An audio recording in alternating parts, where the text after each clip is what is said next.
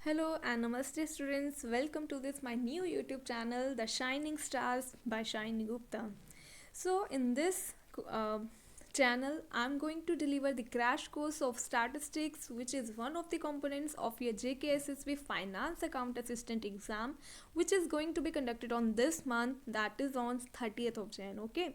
So ये जो lecture series है इसको कंटिन्यू करने से पहले थोड़ा सा मैं इंट्रोड्यूस करना चाहूँगी कि ये मैंने चैनल क्यों बनाया है और मेरी जो स्टडी स्ट्रेटजी है वो कैसी रहेगी, क्योंकि कुछ स्टूडेंट्स की रिक्वेस्ट थी कि मैम हमें ये जो लेक्चर सीरीज़ है वो यूट्यूब पे प्रोवाइड करो, क्योंकि जो मैंने ऑलरेडी ऑफलाइन और ऑनलाइन बैचेस जो डिलीवर किए हैं वहाँ पे आपने देखा होगा कुछ ही लेक्चर्स आए थे और उसके बाद जो पर्सनल एप्लीकेशन थी वहाँ पे लेक्चर्स जो थे वो डेली बेसिस पे डिलीवर हुए थे।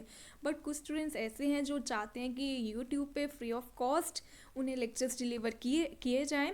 तो उन स्टूडेंट्स की कुछ रिक्वेस्ट थी जो पर्सनली मुझे मैसेजेस भी आए या कुछ एप्लीकेशंस की हेल्प से उन्होंने मुझे कांटेक्ट करने का कोशिश किया कि प्लीज़ लेक्चर सीरीज़ को मैम दोबारा से इस पर कंटिन्यू करो यूट्यूब पे। तो उन्हीं स्टूडेंट्स की हेल्प करने के लिए मैंने एक कोशिश की है कि मैं एक क्रैश कोर्स प्रोवाइड करूं, इसमें कम टाइम में मैक्सिमम इन्फॉर्मेशन मैं डिलीवर करूं और स्ट्रेटेजी भी आपको बताऊंगी कि कितने डेज में कैसे कवर होगा। क्योंकि कुछ स्टूडेंट्स बोलेंगे अब क्या फ़ायदा, अब मैम क्यों ये लेक्चर सीरीज़ लेकर आए हैं, अब तो हमने प्रैक्टिस भी कर लिया, अब तो हमारी रिविज़न भी हो चुकी है, अब तो ये प्रैक्टिस करने का टाइम है ये एंड ऑल दैट। ठीक है, उन चीज़ों को आप साइड पे रखो। देखो जिन स्टूडेंट्स को जो रिवाइज कर चुके हैं या जो पढ़ चुके हैं वेल एंड गुड, अच्छी बात है, होना भी चाहिए।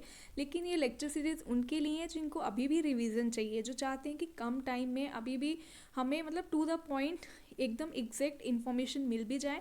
और स्पेशली उन स्टूडेंट्स के लिए जिनके लिए रहता है ना कि स्टैटिस्टिक्स, ओ माय गॉड, ये मतलब फोबिया लगता है उनको कि यार स्टैटिस्टिक्स के क्वेश्चन देखते ही, मैथमेटिक्स के क्वेश्चन देख के ना वो सब्जेक्ट ही छोड़ देते हैं, वो क्वेश्चन पेपर के वो क्वेश्चंस पहले ही माइनस हो जाते हो। तो देखो आप अपना रैंक पहले ही कितना पीछे कर रहे हो। आपने वो जो 5 to 10 क्वेश्चंस जो आने वाले हैं वहाँ वो पहले ही छोड़ दिए, दैट मीन्स आपका रैंक पहले ही ऑटोमेटिकली पीछे चला गया है। तो जिन स्टूडेंट्स को स्टैटिस्टिक्स या मैथमेटिक्स आता होगा वो ऑलरेडी आपसे एक स्टेप या 2 स्टेप आगे बढ़ चुके हैं। ठीक है, समझ रहे हो? अब you are getting my point or not? So my point is to, आपको अपना स्टैटिस्टिक्स पे भी होल्ड रखना बहुत ज़रूरी है। ऐसा नहीं है कि स्टैटिस्टिक्स एक हवा है, बहुत टफ है, मैं आपको डरा नहीं रही हूँ, बहुत ईजी है। जो मेरे से पढ़ चुके हैं ऑफलाइन बैचेस में भी, वो भी एकदम मतलब बिलो एवरेज के थे और एंड तक पहुँचते पहुँचते उनका लेवल जो था इतना हाई हो चुका था कि वो हर तरह का क्वेश्चन इतने कॉन्फिडेंटली अटेम्प्ट कर पा रहे थे। और वो खुद ही मुझे मैसेजेस कन्वे कर रहे थे कि अब हमारा जो है कॉन्फिडेंस भी एकदम से बिल्डअप हो चुका है और हम हर तरह के क्वेश्चंस को भी अटेम्प्ट कर पा रहे हैं। ठीक है, तो यही मैं चाहती हूँ कि यहाँ पे भी कुछ स्टूडेंट्स ऐसे जो अपने आप को अपने आप में लो फील करते हैं कि मैं ये नहीं कर सकता हूँ, मैं ये नहीं कर सकती हूँ, तो ऐसी फीलिंग्स अपने आप में नहीं लानी है। Just take a deep breath, take a chill pill and just go for it. Okay, so एक तो ये प्लान है और दूसरा देखो आपको क्या है, डेली बेसिस पे प्रैक्टिस भी करनी है। जैसे जैसे मैं लेक्चर सीरीज डिलीवर करती जाऊंगी वैसे वैसे आपको साथ साथ प्रैक्टिस, ये आपको खुद में ही कमिटमेंट लेके आनी है कि मुझे प्रैक्टिस करनी ही करनी है। ऐसा नहीं है कि मेरे लेक्चर्स देखे समझा, हो सकता है उस टाइम समझ भी आ जाए और फिर उसको छोड़ दिया, ऐसा बिल्कुल नहीं करना। जो भी चीज़ें यहाँ पे समझाई जा रही हैं उसको लिखो, उसको प्रैक्टिस करो। ठीक है, ये चीज़ भी आपको दिमाग में रखनी है। प्रैक्टिस करोगे वो कॉन्सेप्ट्स आपके यहाँ बैठेंगे और उससे क्या होता है, आपका विजन ना ब्रॉड हो जाएगा। ब्रॉड होगा तो आप अच्छे से उनको समझ भी पाओगे। ठीक है, और मैं अपने स्टूडेंट्स को हमेशा एक ही चीज़ कहती हूँ, जो प्रैक्टिकल क्वेश्चंस होते हैं ना, एटलीस्ट एक ही क्वेश्चन को ना आप 4 से 5 अटैम्प्ट दो। ठीक है, जितने भी अभी हम आगे जैसे जैसे पढ़ते जाएंगे आपको पता चलता जाएगा कि जो भी जैसे प्रैक्टिकल क्वेश्चंस हम कर रहे हैं, अगर कोई एक भी क्वेश्चन ऐसा है जो फॉर्मूला बेस्ड है, सेम क्वेश्चन को 4 to 5 अटैम्प्ट्स हो। ठीक है, सेम क्वेश्चन को, ऐसा नहीं कि मैम क्यों बोल रहे हैं ऐसा, मैं तो बोर हो जाऊंगा, मैं तो बोर हो जाऊंगी, एक ही क्वेश्चन को कौन 5 बार करता है। नहीं, ऐसा बिल्कुल भी दिमाग में नेगेटिविटी को तो दिमाग में लाना ही नहीं है ना। जस्ट उसको बोलना है, ये जो तुम्हारा ग्रेमलिन माइंड है इसको थोड़ा सा साइड पे रखना है। ठीक है, तो जस्ट आपको अपने आप में पॉजिटिविटी लानी है और बोलना मैं कर सकती हूँ and I will definitely do it. Okay, so एक ही क्वेश्चन को 4 से 5 अटेम्प्ट्स दो, उससे क्या होगा कि आप जो क्वेश्चंस अटेम्प्ट करोगे ना, उसका फॉर्मूला, उसका प्रोसीजर, उसके स्टेप्स ऑटोमेटिकली आपके ब्रेन में बैठ जाएंगे। और जब उससे रिलेटेड आप कोई और क्वेश्चन आपके एग्जाम में आता है या आप खुद ही कोई अटेम्प्ट करने जाओगे ना, तो आप इजीली कर पाओगे। ठीक है, तो this is the main basic funda behind it. Okay, and the next thing is, आपने देखा होगा जिन स्टूडेंट्स ने JKSSP के जो लास्ट अभी दिसंबर में JSA का एग्ज़ाम हुआ है, आपने देखा होगा वहाँ पे क्या था कि जो क्वेश्चन से बिल्कुल to the point straightforward थे। आपने जिन्होंने भरा होगा उनको पता होगा, और जिन्होंने मेरे से पढ़ा होगा उनका भी देखा होगा, जैसे जैसे मैंने क्वेश्चंस बताए थे एग्जैक्टली वैसे ही क्वेश्चंस एग्ज़ाम में पूछे भी गए थे। ठीक है, तो वो क्वेश्चंस जो हैं वो स्टूडेंट्स अटेम्प्ट कर भी पाए होंगे, आई होप डेफिनेटली। सो यहाँ पे मेरा कहने का पॉइंट ये है कि देखो आप, ये जो आपका स्टैटिस्टिक्स है ना, JKSSB फाइनेंस अकाउंट असिस्टेंट का, यहाँ पे आप देखो तो ये सिर्फ कितने मार्क्स का है, 10 मार्क्स का। इस weightage is only of 10 marks, understood. लेकिन जो आपका JSA का पेपर था उसकी जो वेटेज थी दैट इज ऑफ 25 मार्क्स। और 25 मार्क्स में देखो आपको डीपली क्वेश्चंस भी हो सकते हैं। ठीक है, just try to get my point. Okay, what I am trying to say is कि अगर 25 मार्क्स को, वहाँ पे भी यही सेम 10 टॉपिक्स थे जो कि इस सिलेबस में है, वहाँ पे भी यही सेम टॉपिक्स थे, जस्ट एक टॉपिक और ऐड था that is correlation and regression and interpolation extrapolation. अगर हम उन टॉपिक्स को छोड़े भी वहाँ से, हालांकि इतने क्वेश्चन आए भी नहीं थे, बट अगर ऐसे अगर हम देखें तो वहाँ पे 25 मार्क्स के बावजूद भी वहाँ पे एकदम स्ट्रेट फॉरवर्ड क्वेश्चन थे, टू द पॉइंट क्वेश्चन थे, जो सीधे सीधे आप इजीली आंसर कर सकते हो। तो यहाँ पे तो सिर्फ 10 मार्क्स का है ना। ठीक है, और अगर हम इसका 10 मार्क्स को देखो, आपके पास कितने टॉपिक्स हैं, 10 टॉपिक्स हैं, यहाँ पे आप देख सकते हो इजीली। ठीक है, आई होप आपको विजिबल हो रहा हो। तो यहाँ पे जैसे कि 10 टॉपिक्स है, और 10 टॉपिक्स में भी एक सेकेंड वेट करें आप।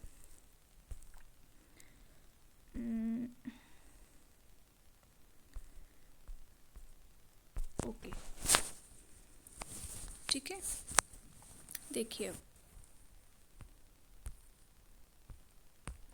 यहाँ पे जो 10 टॉपिक्स हैं, आप अगर प्रोबेबिलिटी लेके चले ना, तो हर एक यूनिट में से अगर हम सीधे देखें कि हर एक unit, if each and every unit is compulsory, then 1 question is to be from each and every unit, isn't it.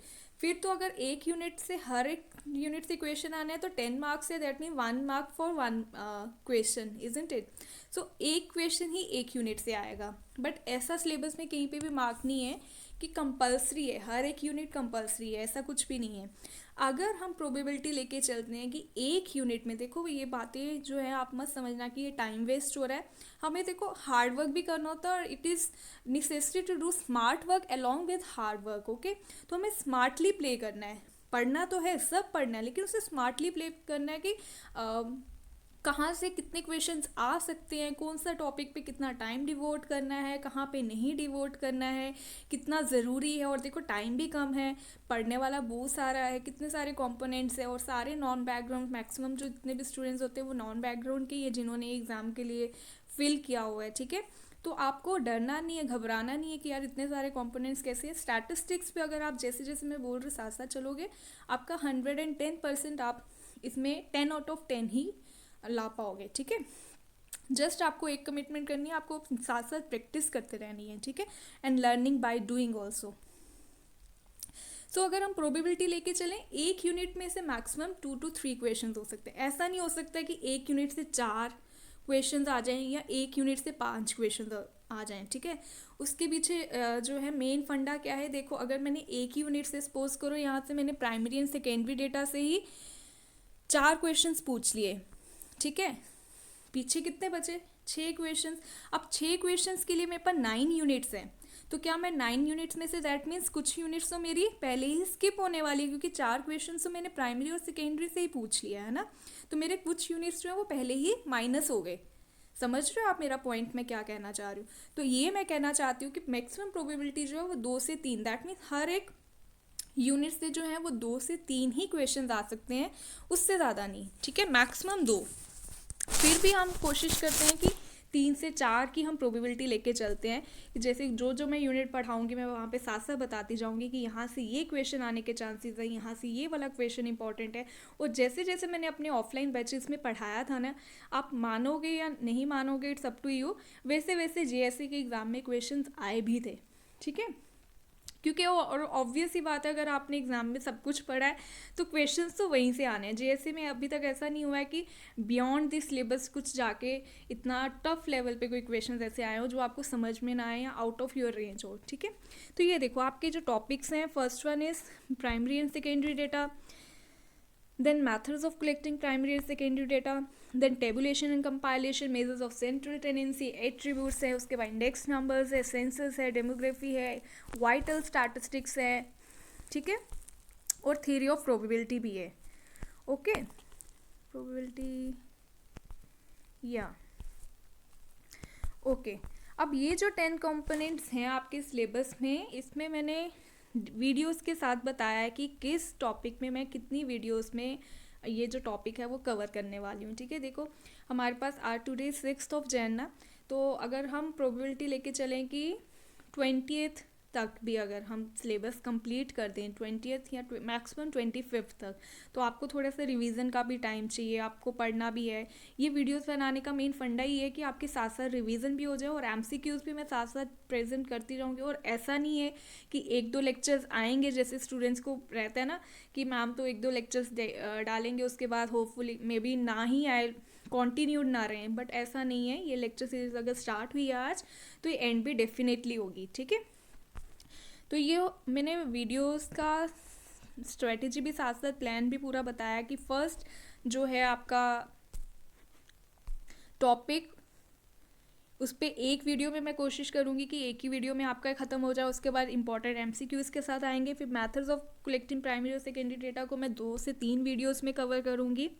ये मैंने मैक्सिमम वीडियोस में बताया। ठीक है, एक वीडियो वाला तो एक ही वीडियो में रहेगा, वो तो ऐसा हो नहीं सकता कि आधी वीडियो है, ऐसा कुछ नहीं है।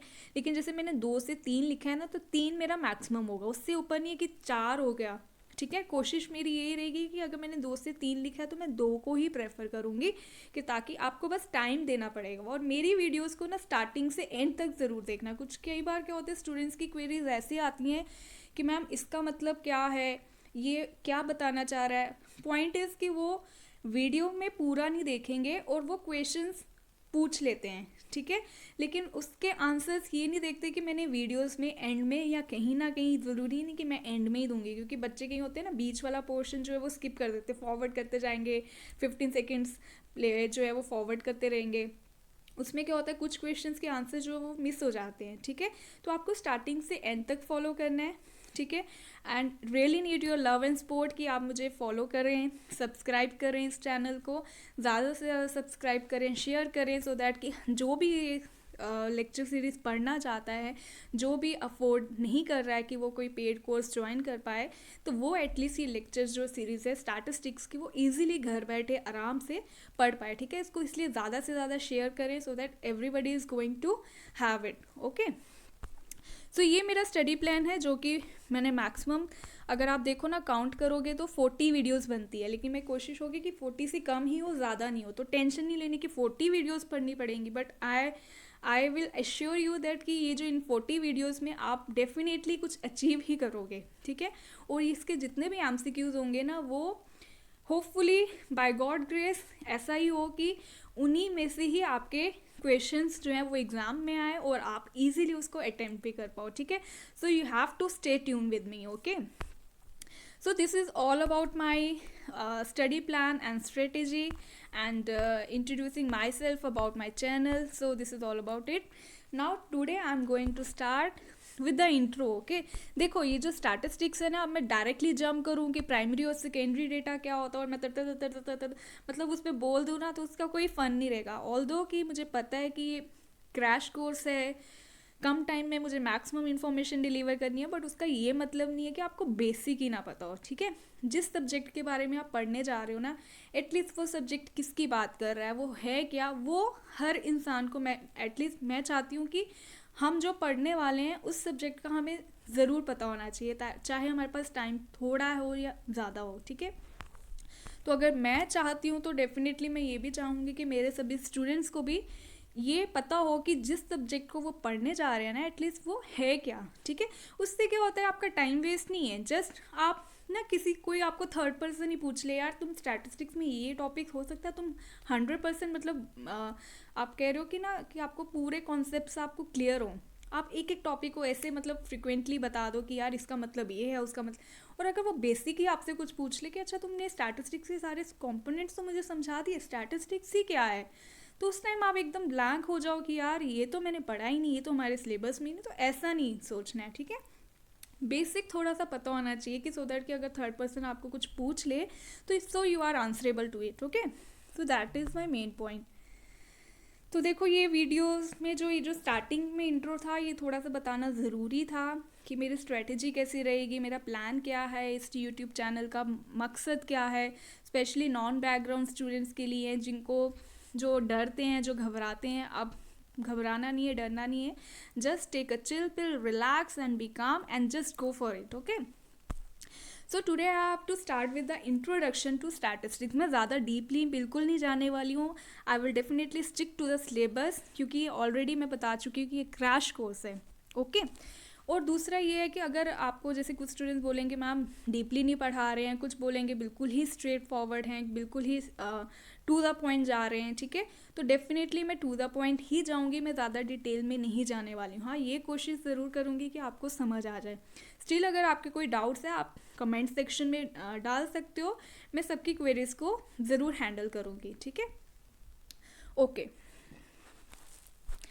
इंट्रोडक्शन टू स्टैटिस्टिक्स में जस्ट हम पढ़ेंगे कि स्टैटिस्टिक्स क्या होता है, ठीक है। उसके बाद डेटा क्या है, क्वालिटेटिव और क्वांटिटेटिव डेटा क्या है। उसके बाद कुछ टर्म्स इंट्रोड्यूस करेंगे। इन टर्म्स को समझाने का फंडा ये होगा कि जब मैं आपको जो सिलेबस रिलेटेड जो आपके टॉपिक्स हैं उनको पढ़ने में प्रॉब्लम नहीं आएगी, ठीक है। उनको समझना और अंडरस्टैंड करना आपके लिए ना इजी हो जाएगा। तो यही रीज़न है, और इसके अलावा कोई रीज़न नहीं है। ऐसा नहीं है कि यहीं से कोई क्वेश्चन आएगा, नहीं, बट यहाँ से ये हो जाता है कि ये जो टर्म्स मैं आपको बता रही हूँ ना, ये ऑप्शंस में आपको डेफिनेटली देखने को मिलेंगी। This is the only main reason कि I am going to explain this terms, okay, that is only the reason, nothing else.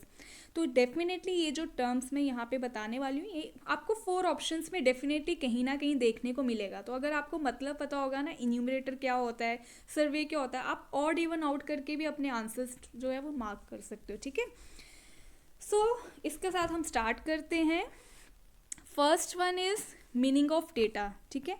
Data क्या होता है, जब हम बात करते हैं ना डेटा की, तो data is a plural of datum word, ठीक है। डेटा क्या है, डेटम वर्ड का ही प्लूरल है, ओके। अब आप पूछोगे मैम डेटम क्या होता है। देखो डेटम क्या है, एक लेटिन वर्ड है, यहाँ पे आप देख सकते हो लेटिन वर्ड। और इसका मतलब क्या है, डेटम का मतलब देखो यूजुअली डेटा को ना सब सिंगुलर समझते हैं, बट डेटा जो है वो सिंगुलर टर्म नहीं है, वो एक प्लूरल टर्म है, और वो डेटम से लिया गया है, ठीक है। Datum is a singular term. और डेटम का क्या मतलब है, किसी भी अगर हम इंडिविजुअल यूनिट का बात कर रहे हैं, किसी भी एक फैक्ट की बात कर रहे हैं, किसी भी पीस ऑफ इंफॉर्मेशन की बात कर रहे हैं, ठीक है। तो अगर मैं पीस ऑफ इंफॉर्मेशन की बात कर रही हूँ, piece of information means collection है ना, लेकिन मैं उसका एक हिस्से की बात करूँ, एक इफेक्ट की बात करूँ, किसी इंडिविजुअल यूनिट की बात करूँ, तो उसे हम डेटम बोलेंगे। लेकिन जब मैं कलेक्शन ऑफ फैक्ट्स की बात कर रही हूँ, जैसे नंबर्स की बात कर रही हूँ, अगर मैंने बोला मेरे पॉकेट में 500 रुपीज़ हैं, तो मैं एक ही फैक्ट की बात कर रही हूँ, इंडिविजुअल यूनिट की बात कर रही हूँ ना, मैं अपनी बात कर रही हूँ, शाइनी की बात कर रही हूँ, तो वो डेटम होगा, वो डेटा नहीं होगा, ठीक है। बट अगर मैं नंबर ऑफ पर्सन्स की बात कर रही हूँ, ठीक है, नंबर ऑफ स्टूडेंट्स की बात कर रही हूँ, ठीक है, जो डिफरेंट सब्जेक्ट्स पढ़ रहे हैं, ठीक है, तो यहाँ मैं बोलती हूँ आपके फैमिली मेम्बर्स की पॉकेट मनी कितनी है, हर एक फैमिली मेम्बर की। तो मैं अगर अलग अलग फैक्ट्स की बात कर रही हूँ, ठीक है, नंबर ऑफ फैक्ट्स की बात करती हूँ, मेजरमेंट्स की बात करती हूँ, नंबर ऑफ ऑब्जर्वेशंस की बात करती हूँ, उन्हें हम डेटा बोलेंगे, ठीक है। समझ आया, ज़्यादा डिटेल में बिल्कुल नहीं जाना है, जस्ट बिल्कुल बेसिक और सिंपल वे में, ओके। अब देखो जो डेटा है ना हमारा, वो क्वालिटेटिव भी हो सकता है, क्वांटिटेटिव भी हो सकता है, ठीक है। अब देखो स्टैटिस्टिक्स में मैं अपने स्टूडेंट्स को बार बार एक ही चीज़ बोलती हूँ, अगर आपको कभी कहीं लगे ना कि यार ये टर्म का ना मतलब मुझे समझ नहीं आ रहा, या मेरे आउट ऑफ रेंज है ये, तो आपने क्या करना है, जो भी टर्म है ना उसको थोड़ा सा ब्रेक करो, ठीक है। ये एक मतलब मेन फंडा है, जो मतलब एक ट्रिक कह सकते हो, जो मैं खुद भी अप्लाई करती हूँ, मैं अपने स्टूडेंट्स को भी वही सेम इन्फॉर्मेशन शेयर करती हूँ कि आप भी ऐसा करके देखो। और स्टूडेंट्स ने वो अप्लाई करना स्टार्ट भी किया, और कई बार क्या होता है, आप स्टूडेंट्स खुद ही मतलब उनका ब्रॉड विजन हो जाता है। और जब मैं कोई टर्म्स उनसे पूछती थी ना अपने ऑफलाइन बैचेस में, तो they start thinking and answering me कि मैम इसका ये मतलब होगा, मैम इसका ये मतलब। ओनली रीज़न इज़ कि अब क्या हो जाता है, आप ना टर्म्स को ब्रेक करके उसको समझना स्टार्ट कर देते हो। तो कई बार ये स्ट्रैटेजी जो है वो बहुत काम आती है, ठीक है।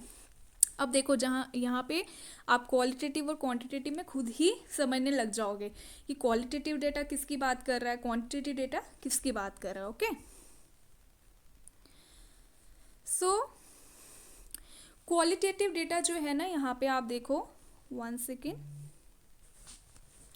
देखो क्वालिटेटिव डेटा की अगर हम बात करें ना, तो आप इसको अगर ब्रेक करो, क्वालिटी से क्वालिटेटिव बन रहा है, समझ रहे हो आप, क्वालिटी से क्वालिटेटिव डेटा बन रहा है। दैट मीन्स क्वालिटी आप समझ रहे हो ना, किसी करेक्टरिस्टिक की बात कर रही हूँ, किसी एट्रीब्यूट की बात कर रही हूँ, ठीक है। तो किसी क्वालिटी की बात करें, जैसे अगर मैं बोलूँ अभी आज मैंने पिंक कलर का स्वेटर पहना है, ठीक है, या पिंक कलर की लिपस्टिक लगाई है, या मेरे हेयर का कलर जो है ब्लैक है या ब्राउन है, वॉट एवर इट इज़। तो ये जो मैं करेक्टरिस्टिक्स बता रही हूँ ना आपको, this is what is qualitative aspects. तो क्वालिटेटिव डेटा वो डेटा है जहाँ पे हम किसकी बात कर रहे हैं, now you are getting my point, जहाँ पे हम एट्रीब्यूट्स की बात कर रहे हैं, जहाँ पे हम करेक्टरिस्टिक्स की बात कर रहे हैं, ओके, जहाँ पे हम किसी क्वालिटी के होने की बात कर रहे हैं, ओके। सो ये वो डेटा है जो किसकी बात कर रहा है, एट्रीब्यूट्स की बात कर रहे हैं या करेक्टरिस्टिक्स की बात कर रहे हैं। और इस डेटा को हम न्यूमेरिकली मेजर नहीं कर सकते। देखो मैं बोलूँ कि इसका कलर पिंक है, सो वॉट, ठीक है पिंक है, दैट इज इट, ओके। अब मैं इसको मेज़र कैसे करूँ न्यूमेरिकली, समझ रहे हो। न्यूमेरिकली मैं मैथमेटिकली अगर आप बोलो कि मैं कॉपी पेन पे इसको लिखूँ, मेज़र करूँ, कैसे करूँगी, उसके लिए कोई फॉर्मूला नहीं है, कुछ भी मेजरमेंट्स नहीं है।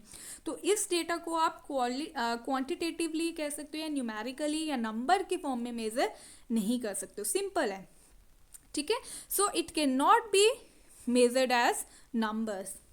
क्लियर है सबको। So this is all about it. अभी हम इसके एग्जाम्पल्स पे भी आएंगे, पहले मैं आपको क्वांटिटेटिव डेटा बता देती हूँ।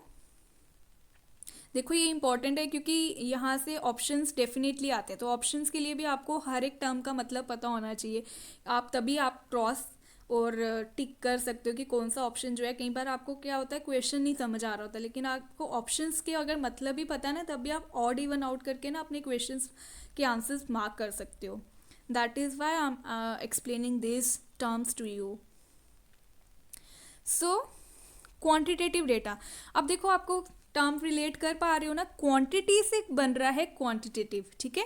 यहाँ पे क्या बन रहा है, क्वांटिटी आ रही है, क्वांटिटी से क्वांटिटेटिव टर्म जो है वो रिलेट की जा रही है। तो क्वांटिटेटिव डेटा कौन सा डेटा होगा, डेटा अब आपको पता है ना, कलेक्शन ऑफ फैक्ट्स हो सकता है, कलेक्शन ऑफ नंबर्स हो सकता है, कलेक्शन ऑफ वर्ड्स हो सकता है, ठीक है।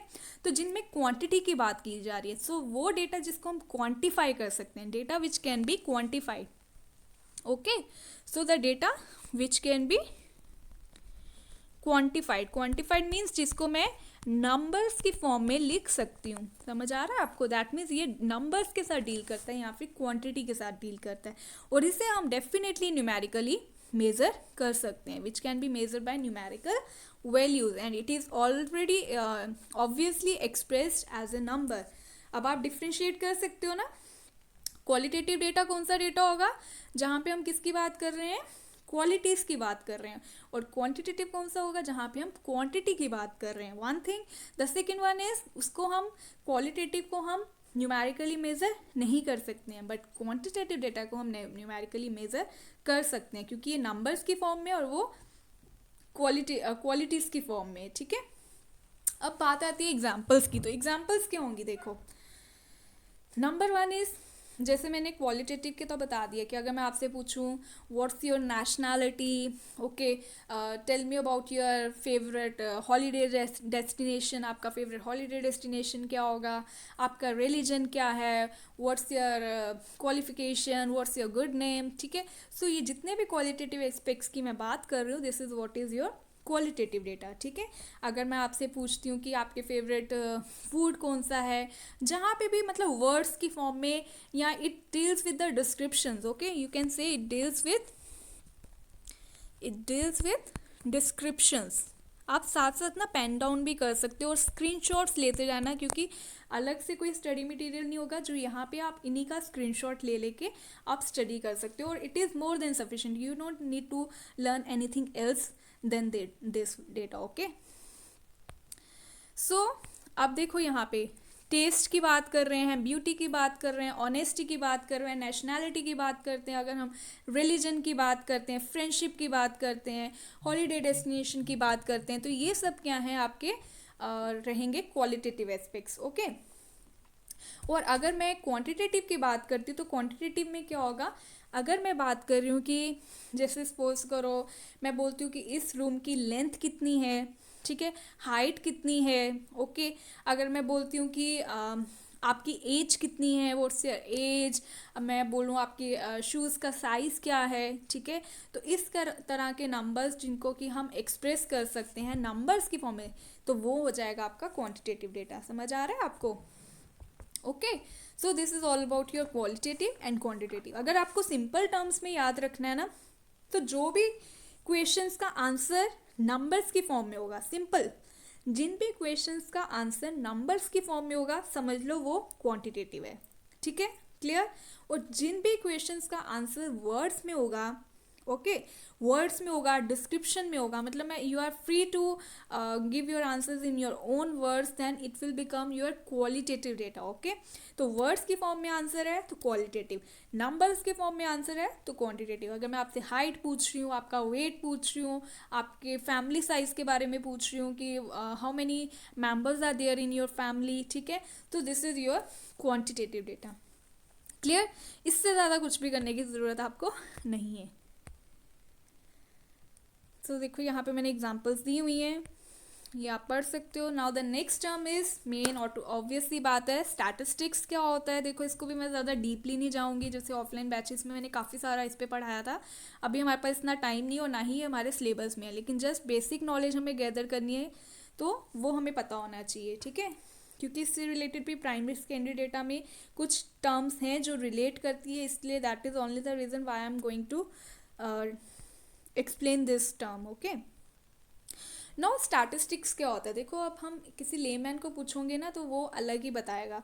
तो अगर किसी स्टैटिस्टिक्स स्टूडेंट को पूछेंगे या उसको अगर बताना हो कि स्टैटिस्टिक्स क्या होता है, तो it is always explain in two terms. Plural sense में भी बता सकते हैं और सिंगुलर सेंस में भी बता सकते हैं। सिंगुलर सेंस में अलग, सिंगुलर और प्लूरल सेंस को कंबाइन करके स्टैटिस्टिक्स बनता है, ठीक है। ये नहीं कि सिंगुलर सेंस का ही सिर्फ स्टैटिस्टिक्स क्या प्लूरल, नो, सिंगुलर और प्लूरल जब दोनों साथ में मिलेंगे ना तो ये स्टैटिस्टिक्स बनाएगा। समझ आ रहा है आपको?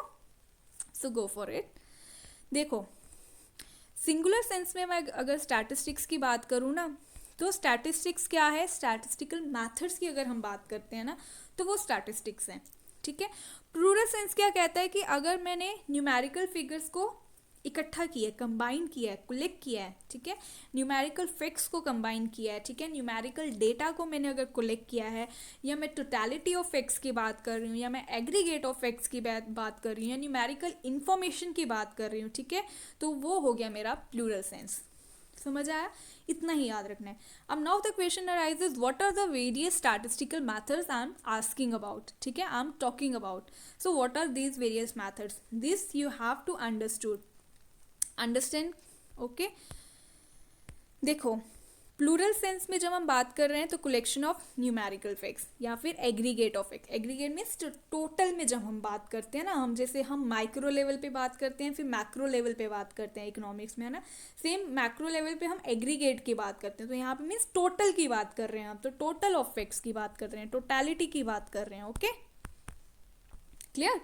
लेकिन सिंगुलर सेंस में हम कुछ टेक्निक्स, देखो जो इन्फॉर्मेशन हमने गैदर किया है ना, समझ रहे हो ना अब आप इन्फॉर्मेशन क्या है, जो मैंने इन्फॉर्मेशन कोई भी डेटा मैंने जो कलेक्ट किया है, उस डेटा को कलेक्ट करने के लिए कौन सी टेक्निक्स फॉलो की जा रही हैं, कौन से मैथड्स फॉलो किए जा रहे हैं, वो हम सिंगुलर सेंस में पढ़ते हैं, ठीक है।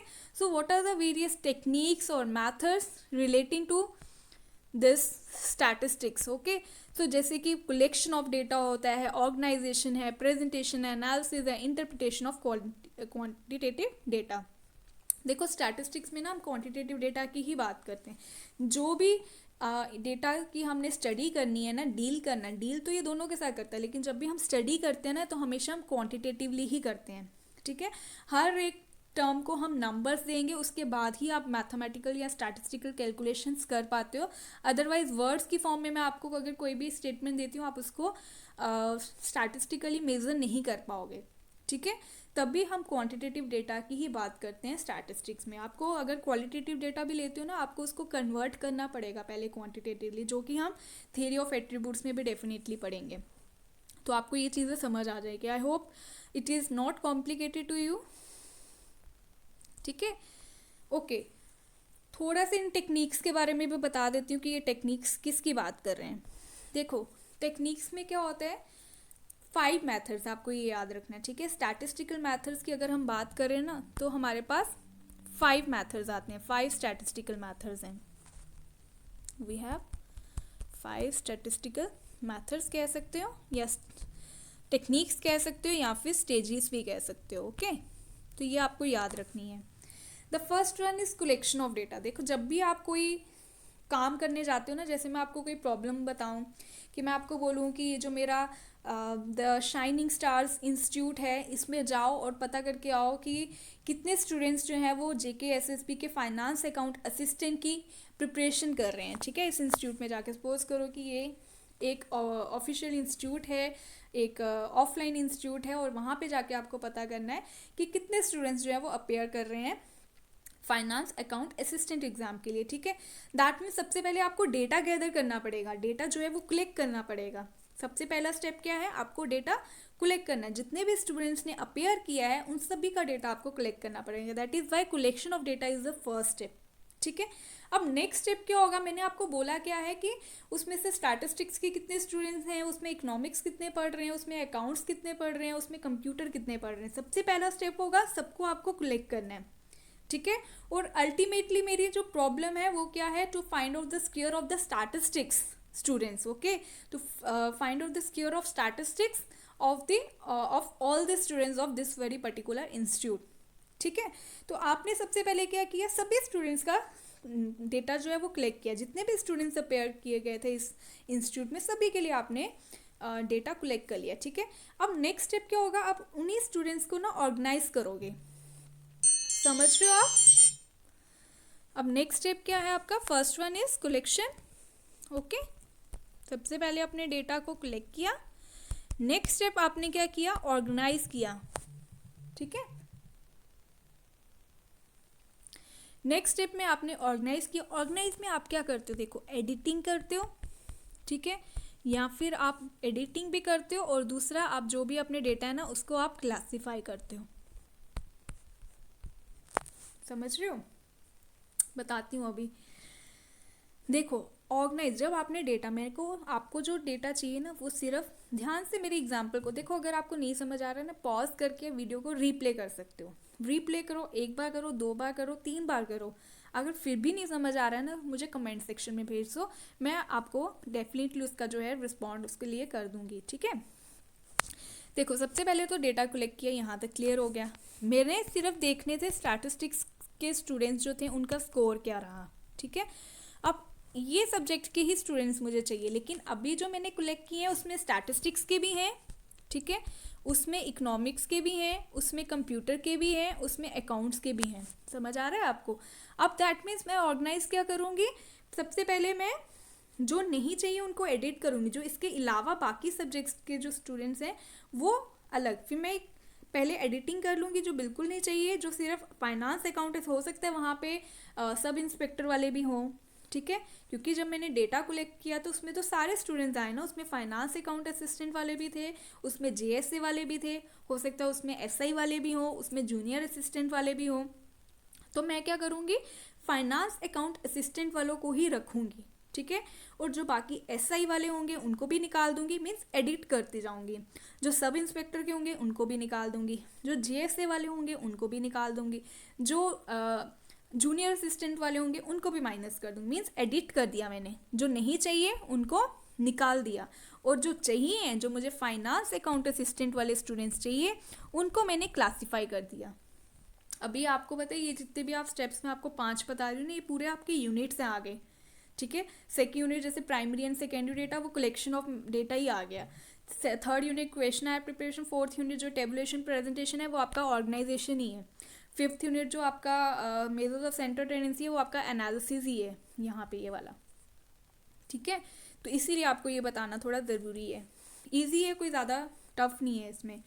तो अब मैंने क्या किया, क्लासीफाई कर दिया। दैट मीन्स इकोनॉमिक्स वाले स्टूडेंट्स हैं उनको एक कैटेगरी बना दी, ठीक है। यहाँ पे मैंने इकोनॉमिक्स वाले स्टूडेंट्स के नाम लिख लिए, यहाँ पे मैंने स्टैट्स के स्टूडेंट्स वालों के नाम लिख दिए, यहाँ पे मैंने अकाउंट्स वालों के नाम लिख दिए, और यहाँ पे मैंने कंप्यूटर वालों के नाम लिख लिए। समझ आ रहा है? अब मेरा नेक्स्ट स्टेप क्या होगा कि मैं इसको एक टेबल की फॉर्म में बना दूँ। समझ आया? अब मैंने क्या दे दिया, एक टेबल बना दिया इनका। पहले मैंने एडिटिंग करी, कलेक्शन की, एडिटिंग कर दी, फिर क्लासीफाई कर दिया। क्लासीफाई करने के बाद मैंने एक टेबल में बना दिया कन्वर्ट। अब वो टेबल में भी बना सकती हूँ, ग्राफ भी बना सकती हूँ, चार्ट भी बना सकती हूँ, डायग्राम्स भी बना सकती हूँ, ठीक है। तो मेरा टेबल में बनाने इसका फंडा क्या है कि इससे क्या होगा, क्लियर पिक्चर मिल गई। एक टेबल को देखते ही ना मुझे क्लियर हो जाएगा, यार ये वाला कॉलम इकोनॉमिक्स की बात कर रहा है, ये वाला कॉलम स्टैटिस्टिक्स के स्टूडेंट्स की बात कर रहा है, ये वाला सिर्फ अकाउंट्स के स्टूडेंट्स की बात कर रहा है, और ये वाला कंप्यूटर स्टूडेंट्स की बात कर रहा है। समझ रहे हो आप? तो इस तरह से ना मुझे इजी हो जाएगा क्लासीफाई करने की हेल्प से। अब टेबुलेशन से और इजी हो गया। अब टेबुलेशन किस में हेल्प करेगा, फर्दर एनालिसिस में, ठीक है। अब टेबल जब भी आपको स्टैटिस्टिकल क्वेश्चन दिए जाते हैं ना, टेबल्स में मीडियन निकालो, मीन निकालो, ठीक है, मोड निकालो, तो आपको टेबुलर प्रेजेंटेशन दी जाती है। तो उसके बाद आप सीधे क्या करते हो, एनालिसिस करते हो। तो एनालिसिस में आप किसकी बात करते हो, मीन निकालना है, मोड निकालना है, ठीक है, मीडियन निकालना है, कोरिलेशन निकालना है, मीन डेविएशन निकालना है, क्या निकालना है आपको, जो भी कैलकुलेट करना है तो वो आप किस में करते हो, एनालिसिस में। जो भी आपको कैलकुलेशंस करने के लिए बोले गए ना, जो भी मेजर्स लगाने के लिए बोला गया है, वो आप करते हो किसमें, एनालिसिस में। Understood? So and the last one is, अब आपने एनालिसिस भी कर लिए। मैंने आपको बोला था कि मुझे एवरेज हाइट बताओ कितनी है 4 स्टूडेंट्स की, ठीक है। लेट अस सपोज एक की 5.5 है, 5.6 है, 5.7 है, 5.8 है, ठीक है।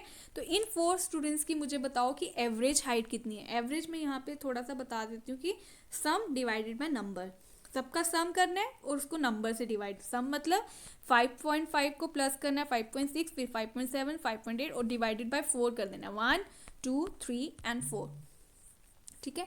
अभी मैं इसको डिटेल में बताऊंगी जब हमारा 5th यूनिट आएगा। अभी के लिए जस्ट मैं एग्जांपल देके बता रही हूँ आपको, ठीक है, सो दैट कि एग्जांपल की हेल्प से ना आपको समझने में इजी हो जाता है कॉन्सेप्ट। तो अब मैंने ये जो एवरेज निकाल के, मुझे सपोज करो इसकी एवरेज जो है वो नियर अबाउट 5.65 आई है, ठीक है, 5.65 ले लेते हैं, ये हमारी एवरेज हाइट निकल कर आई है। अब मैंने बोला कि 5.65 जो है वो मेरी एवरेज हाइट निकल गई, एनालिसिस होगी, दैट्स इट। अब इंटरप्रिटेशन क्या कह रहा है, इंटरप्रिटेशन कह रहा है कि जो कंक्लूजन्स ड्रॉ किए हैं, ठीक है, इंटरप्रिटेशन क्या कह रहा है, जो कंक्लूजन्स ड्रॉ किए जाते हैं, कंक्लूजन्स आर ड्रॉन। आप लिख सकते हो इंटरप्रिटेशन में हम क्या करते हैं, conclusions are drawn, DRAWN, okay. Conclusions are drawn से मेरा मतलब है कि ये जो 5.65 निकला है फॉर एग्जांपल, इसका मतलब क्या हुआ कि कुछ स्टूडेंट्स की हाइट जो है 5.65 से कम है, जैसे कि ये दो, और कुछ स्टूडेंट्स ऐसे हैं जिनकी 5.65 से ज़्यादा है, जैसे कि ये दो 5.7 और 5.8 वाले। समझ आ रहा है? तो एनालिसिस के बाद इंटरप्रिटेशन की जाती है, उसमें ये बताया जाता है कि ये जो एनालिसिस हमने करी है इसका मतलब क्या है, ये बताना क्या चाहता है कि कुछ स्टूडेंट्स की जो हाइट थी वो इससे ज़्यादा थी और कुछ स्टूडेंट्स की हाइट इससे कम है। तो एवरेज हाइट जो है वो 5.65 के आसपास है। समझ आया? So these are the various statistical methods और stages of statistics under your singular sense, ठीक है। तो अगर अब आपको कोई पूछे कि सिंगुलर सेंस में स्टैटिस्टिक्स किसे बोलते हैं, तो स्टैटिस्टिकल मैथड्स के साथ जो डील करता है उसी को हम स्टैटिस्टिक्स कहते हैं। और प्लूरल सेंस में अगर हम न्यूमेरिकल इन्फॉर्मेशन को कलेक्शन करते हैं उनकी, तो उसे हम स्टैटिस्टिक्स कहते हैं। ठीक है, तो जितनी भी न्यूमेरिकल इन्फॉर्मेशन को हम कलेक्ट कर रहे हैं बाय यूजिंग स्टैटिस्टिकल टेक्निक्स और मैथड्स और stages, this is what is your statistics. Clear? So इतना ही रखना है आपको स्टैटिस्टिक्स में। Now the next comes is, ये डेफिनेशंस आपको करने की ज़रूरत नहीं है। ये देखो यहाँ पे मैंने बताया कलेक्शन ऑफ डेटा में आप ऑब्जेक्टिव के अकॉर्डिंग हमेशा जो हमारा कलेक्शन ऑफ डेटा है वो मैंने आपको एक पर्पस दिया था ना, एक काम दिया था कि आपको उस इंस्टीट्यूट में जाना। आपको कैसे पता आपको कौन से इंस्टीट्यूट में जाना है? आपको मैंने बोला आपको दी शाइनिंग स्टार्स में ही जाना है और वहाँ पे जाके डेटा कलेक्ट करना है। That means it always depends upon the objective of the study. ठीक है, अब इसमें आप सेंसस या सैम्पल टेक्निक्स, ये मैं आगे जाके बताऊंगी आपको इसका मतलब क्या है, अभी नहीं। ऑर्गेनाइजेशन में आप एडिटिंग और क्लासिफिकेशन करते हो, यहाँ से आप स्क्रीनशॉट्स ले सकते हो। प्रेजेंटेशन में आप in the form of tables, graph, diagrams कर सकते हो, अपने डेटा को प्रेजेंट करना है। एनालिसिस में आप मेजर्स ऑफ सेंट्रल टेंडेंसी लगा सकते हो जिसमें मीन मीडियन मोड आता है, या मेजर्स ऑफ डिस्पर्जन लगा सकते हो जिसमें central standard deviation, mean deviation, quartile deviation आते हैं, परसेंटाइल, डिसाइड, ये सारा, या कोरिलेशन लगा सकते हो, रिग्रेशन लगा सकते हो, जो भी आपको बोला जा रहा है। ठीक है, और इंटरप्रिटेशन जो होता है वो लास्ट स्टेप होता है और इसमें क्या होता है, कंक्लूजन्स ड्रॉ किए जाते हैं। अंडरस्टूड? ओके, अभी हमारे पास 40 मिनट्स ऑलरेडी हो चुके हैं, बट कोई बात नहीं, ये टर्म्स भी मैं आज ख़त्म कर देती हूँ क्योंकि मैंने बोला है ये एक ही वीडियो में ख़त्म करना है मुझे। So let's go ahead. देखो, ये टर्म्स भी पढ़नी बहुत ज़रूरी है क्योंकि इन टर्म्स को पढ़ के आप बोलोगे ये तो सिलेबस में ही नहीं है, हम क्यों पढ़ें। मैंने आपको फिर वही चीज़ बोल रही हूँ कि आपके ऑप्शंस ये वर्ड्स हो सकते हैं। ठीक है, डेफिनेटली होंगे, आपको एक ना एक ऑप्शन में ना ये वाली टर्म्स जो है ना डेफिनेटली मिलेंगी। एक ऑप्शन में हो सकता है क्वालिटेटिव डेटा लिखा हो, एक ऑप्शन में क्वान्टिटेटिव डेटा लिखा हो, एक ऑप्शन में न्यूमरेटर लिखा हो, इन्वेस्टिगेटर लिखा हो। तो आपको डिफ्रेंशिएट करना आएगा तभी आप ऑप्शंस को ना क्रॉस वगैरह कर पाओगे ईजिली। ठीक है, तो देखो स्टैटिस्टिकल इंक्वायरी क्या होती है। Statistical, now you are understood ना। स्टैटिस्टिकल में हम स्टैटिस्टिकल टेक्निक्स की बात कर रहे हैं, वही 5 मेथड्स आपको याद रखना है। Collection, organisation under which editing and classification is done, then presentation, then analysis and the last one is your interpretation. Okay, so inquiry क्या होती है? मीन्स कोई इन्वेस्टिगेशन करना।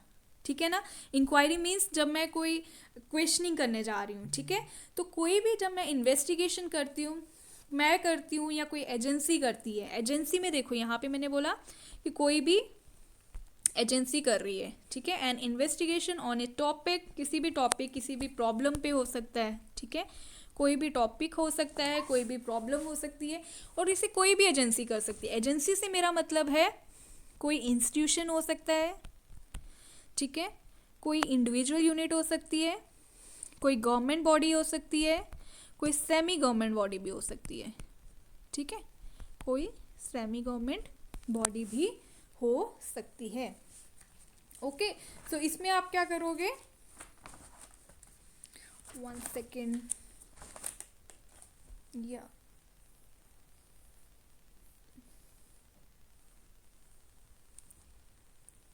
Okay, and investigation on A topic by any agency, और इसमें करते क्या है, क्यों किया जाता है, सो दैट कि हम रेलिवेंट क्वांटिटेटिव इन्फॉर्मेशन कलेक्ट कर पाएँ। देखो मैंने आपको पहले ही बता दिया ना, हम हर कहीं हम क्वांटिटेटिव इन्फॉर्मेशन की ही बात करेंगे क्योंकि हमें क्वालिटेटिव इन्फॉर्मेशन हम कलेक्ट तो करते हैं लेकिन उसको स्टडी नहीं करते। स्टडी हमेशा हम क्वान्टिटेटिवली ही करते हैं, तो इसलिए हम क्वान्टिटेटिव इन्फॉर्मेशन को ही कलेक्ट करने के लिए इन्वेस्टिगेशन जो कंडक्ट की जाती है, और उसे कंडक्ट कौन करता है, कोई भी एजेंसी हो सकती है, मैं हो सकती हूँ, आप हो सकते हो, कोई रिसर्च स्कॉलर हो सकता है, कोई गवर्नमेंट बॉडी हो सकती है, सेमी गवर्नमेंट इंस्टीट्यूशन हो सकता है। ठीक है, या फिर कोई भी इंडिविजुअल हो सकता है। ठीक है, हो सकता है मुझे फाइंड आउट करना हो, मुझे देखना है कि यहाँ पे मेरी लोकेलिटी में कितने ऐसे हाउस होल्ड हैं जो कि हीटर्स का यूज़ कर रहे हैं इन विंटर्स में। ठीक है, तो ये जो स्टडीज़ हैं इसको हम क्या बोलेंगे, स्टैटिस्टिकल इंक्वायरी।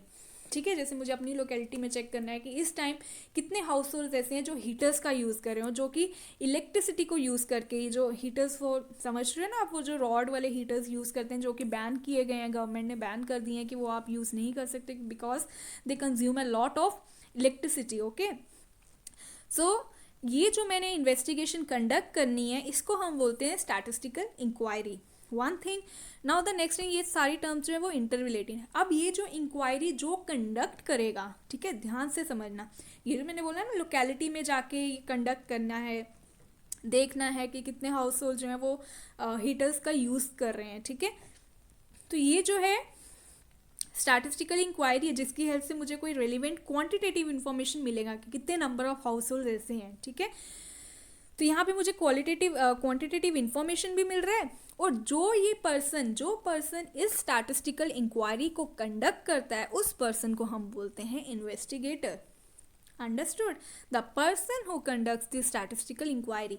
अब स्टैटिस्टिकल क्यों यूज़ किया गया यहाँ पे? क्योंकि हम स्टैटिस्टिकल टेक्निक्स यूज़ करते हैं, हमें सच फाइंड आउट करना होता है कि what is the truth behind this very particular problem, ठीक है. तो इस प्रॉब्लम को फाइंड आउट करने के लिए इसके पीछे क्या सच छुपा हुआ, उस सच को ढूंढते हैं हम कुछ स्टैटिस्टिकल टेक्निक्स को यूज़ करके. And what are they are collection, organization, presentation, analysis and interpretation. Okay, and the person who conducts this statistical inquiry is known to be your investigator. Understood. अब ये तो हो गया स्टैटिस्टिकल इंक्वायरी क्या है, इसका एग्जांपल भी मैंने बता दिया. अब जो पर्सन ये इंक्वायरी को कंडक्ट करेगा, जिसको करना है, जिसको ये इन्फॉर्मेशन चाहिए, उस पर्सन को हम बोलेंगे इन्वेस्टिगेटर. अब देखो कई बार क्या होता है, जैसे मैंने बोला त्रिकुटा नगर ले लिया, गांधीनगर ले लिया, सिटी वाला एरिया ले लिया, फिर उसके बाद मैंने थोड़ा और ब्रॉडर वर्जन किया, मैंने RS पूरा भी ले लिया, फिर मैंने राजौरी, ये वो, मतलब जितनी भी डिस्ट्रिक्ट्स हैं वो भी कवर कर ली. अब देखो मैं अकेले कहाँ कहाँ जाऊँगी, नहीं फिजिबल है ना मेरे लिए कि मैं हर जगह अकेले जाके खुद ही डेटा कलेक्ट करूँ.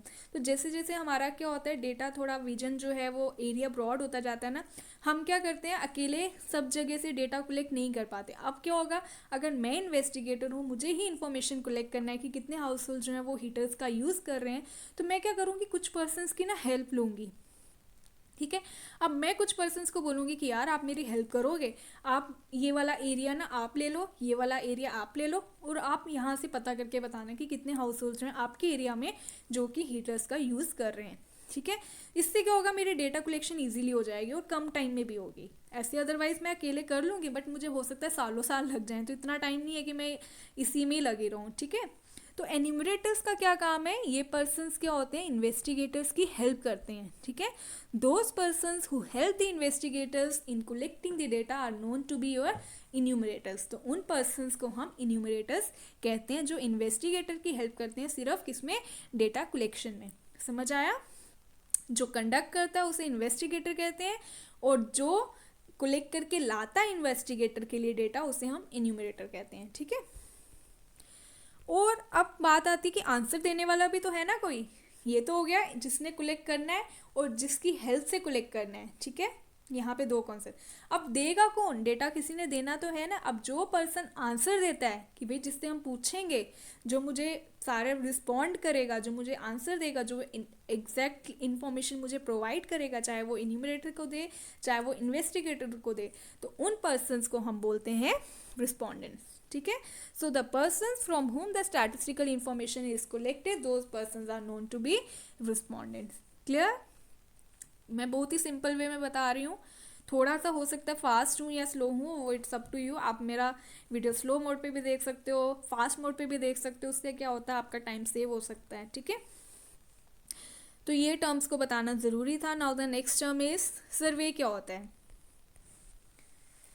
रिस्पॉन्डेंट. क्लियर हुआ. देखो अब जो घर घर जाके जिन भी मैं घरों में जा रही हूँ ना, जो पर्सन्स वहाँ पे जो भी डोर ओपन करेगा, ये वो जो भी मुझे पर्सन्स इन्फॉर्मेशन दे रहे हैं ना, वो रिस्पॉन्डेंट ही होंगे, ठीक है.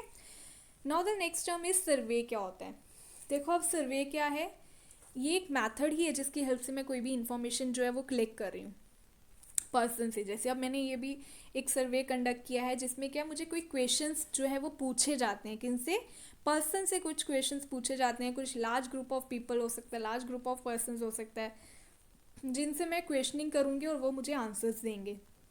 तो इस प्रोसेस को हम बोलते हैं सर्वे कर रहे हैं, ठीक है.